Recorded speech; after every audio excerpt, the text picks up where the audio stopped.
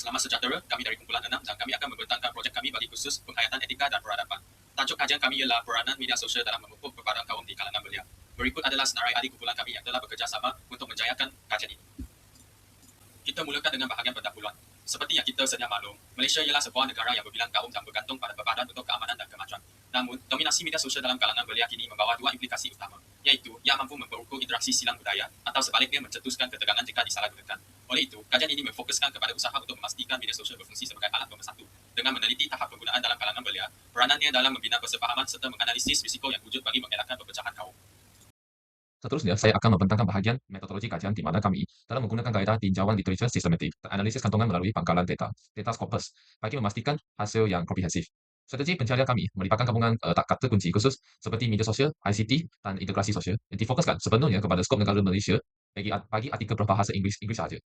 Bagi menjamin kualiti data, kami menetapkan kriteria inklusif yang menghakkan tahun penerbitan antara 2022 hingga 2025 serta mengecualikan artikel berbentuk ulasan. Daripada jumlah awal sebanyak 1,069 rekod yang dikenal pasti, kami telah melakukan proses penyaringan yang ketat sehingga memperoleh 5 artikel utama untuk dianalisis secara kualitatif bagi mengenal pasti tema peranan dan cabaran media sosial dalam memupuk pengetahuan kaum. Ini adalah strategi pencarian literature dan kriteria penyaringan. Kita boleh nampak dalam jadual ini, pendekatan kajian yang didapati oleh projek kita adalah tinjauan literature sistematik. Selain itu, bagi pangkalan data, kita menggunakan laman web Scopus dengan menggunakan search string yang berikut dalam jadual ini. Selain itu, kita menghadkan tahun penerbitan dari 2022 hingga 2025 dan bahasa artikel adalah daripada bahasa Inggeris. Untuk skop negara, kita menghadkan dengan negara Malaysia sahaja. Bagi kriteria inklusi, kita menggunakan artikel jurnal bahasa Inggeris dan ditepikan dalam had 2022 hingga 2025. Untuk kriteria eksklusi pula, kita menggunakan artikel ulasan, iaitu review articles, bukan bahasa Inggeris, dan penerbitan sebelum 2022. Jumlah rekod yang didapati oleh projek kami daripada laman web Scopus adalah 1069 rekod, dan artikel yang kita orang pilih adalah 5 artikel sahaja. Di samping itu, ini adalah sorotan literature dan jurang kajian untuk projek kami. Kajian terdahulu dilaksanakan oleh Sharon Nazmi Sanusi 2019 terhadap 244 remaja B40 di Lembah Kelang. Dapatan utama adalah tahap penggunaan media sosial adalah sederhana, 70.9%. Penggunaan dipengaruhi oleh semangat perpaduan dan tingkah laku pro-sosial. Itu pengguna untuk tujuan baik. Bagi limitasi kajian lepas, hanya tertumpu kepada kelompok remaja B40 sahaja. Untuk sumbangan kajian ini, mengisi lempang dengan meneliti kandungan media sosial yang berkesan untuk memupuk perpaduan dalam kalangan belia secara lebih umum. Untuk bahagian dapatan kajian, Raja 1 menunjukkan tren penerbitan. Terdapat kenaikan jumlah kajian berkaitan media sosial dan perpaduan di Malaysia bermula tahun 2022 hingga 2025. Tren penerbitan meningkat secara konsisten setiap tahun dengan jumlah tertinggi yang dicatatkan pada tahun 2025, iaitu 4 dokumen. Ini telah menunjukkan bahawa isu perpaduan dalam ekosistem digital semakin mendapat perhatian yang serius daripada penyelidik tempatan dan antarabangsa. Raja 2 menunjukkan sumber utama artikel-artikel ini. Kajian-kajian yang diterbitkan dalam berbagai jurnal mempunyai impact besar seperti Search Journal of Media and Communication Research dan Jurnal Komunikasi. Ini telah menunjukkan bahawa topik ini sangat relevan dan penting dalam disiplin komunikasi dan sains sosial. Analisis kata kunci dalam Raja 3 memberikan gambaran yang menarik tentang fokus kajian semasa.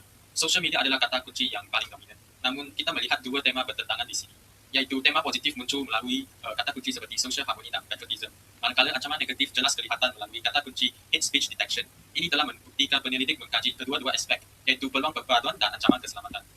Dapatan kajian menunjukkan media sosial memainkan peranan yang penting sebagai alat integrasi sosial dan merapatkan jurang budaya dan meningkatkan interaksi antara kaum. Platform ini mampu memupuk semangat patriotisme dalam kalangan belia melalui kandungan kreatif serta membina imej negara yang harmoni. Namun, ia menurut membawa cabaran besar bagi pandang bermata dua melalui ancaman kebencian yang mengganggu keselamatan dan penyebaran berita palsu yang mengkakiskan kepercayaan. Selain itu, kurangan etika dalam komunikasi digital menjadi penghalang utama yang boleh mencetuskan provokasi dan berpecah jika tidak diuruskan dengan bertanggungjawab. Terima kasih. Dari aspek positif, merapatkan jurang budaya, sosial media berfungsi sebagai jambatan berinteraksi komuniti. Yang nombor 2 ialah meningkatkan patriotisme, memupuk semangat cinta negara melalui kandungan kreatif. Nombor ketiga adalah diplomasi awam, membentuk imej negara yang positif dan harmoni. Dalam aspek cabaran dan risiko, keancaman keselamatan, isu ucapan kebencian di bahasa, hakisan kepercayaan adalah yang nombor 2, menyebarkan berita palsu, memecah belah. Yang ketiga adalah definisi etika, kekurangan etika komunikasi digital sebagai punca masalah. 4.4 Penerangan potensi patriotisme. Kajian ini menunjukkan bahawa platform digital seperti TikTok dan WhatsApp mempunyai potensi yang sangat besar untuk memupuk semangat patriotisme dalam kalangan belia. Apa yang penting di sini ialah keberkesannya bergantung kepada penyampaian kandungan yang berinformasi untuk membangunkan jati diri negara. Ini membuktikan media sosial bukan sekadar hiburan, tetapi medium pendidikan nilai murni. Kedua, kepentingan etika.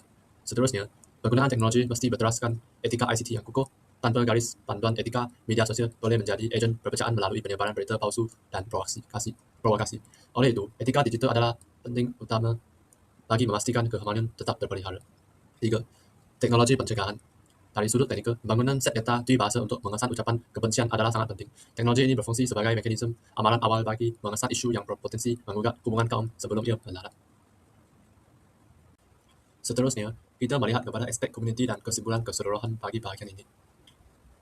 Peranti komuniti. Kajian ini memberikan fokus kepada konteks bawah bandar. Didapati bahawa akses digital seperti inisiatif Kampung Tanpa Wayar 1 Malaysia telah membantu belia luar bandar berhubung dengan komuniti yang lebih luas. Ini secara langsung meningkatkan integrasi dan kesepaduan sosial melalui penyertaan dalam aktiviti komuniti secara maya. Kesimpulan bagi penerangan kajian. Sebagai rumusan untuk bahagian ini, kita dapat melihat bahawa media sosial bersifat dua sisi, iaitu mempunyai risiko dan juga peluang. Walaupun ia berisiko menyebabkan perpecahan jika disalahgunakan dengan ucapan kebencian, ia juga merupakan alat penyatuan yang sangat berkesan jika dikendalikan dengan strategi kandungan yang membina dan beretika. Dengan pendekatan yang betul, media digital mampu menjadi pembangkit utama ke arah masyarakat yang lebih harmoni dan bersatu padu. Antara kesimpulan daripada kajian kami, nombor pertama adalah platform transformatif. Media sosial berfungsi sebagai wadah utama interaksi silang budaya yang merentasi sempadan geografi dan etik.